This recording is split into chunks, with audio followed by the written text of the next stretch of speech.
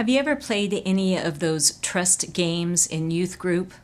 You know, where they pair you up with someone who blindfolds you and then has to lead you through a room full of obstacles, and you just have to trust that they aren't going to lead you to a place where you're going to bump your shin.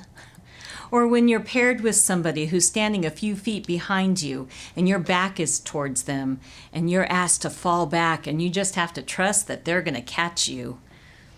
You know, when you play those games and you find that you made it through the room and your shins are not hurt and that somebody did catch you when you fell, your gratitude is increased, isn't it? It's brighter when you trust, and that trust is not broken.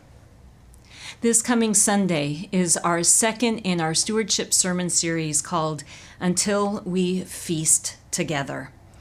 It is an opportunity for us to look at a story in Scripture about Elijah, who visits a widow and asks for something to eat. She tells him that she doesn't have much at all, and still Elijah asks for all that she has and tells her to trust it won't be the end of it. That's a tough call. That's a tough ask, to trust that when it feels like there's not enough, that you really can trust that there will be more. My favorite youth group trust game was when we all stood in a big circle and we were asked to make a quarter turn so that we saw the back of the person in front of us and the person behind us saw our backs.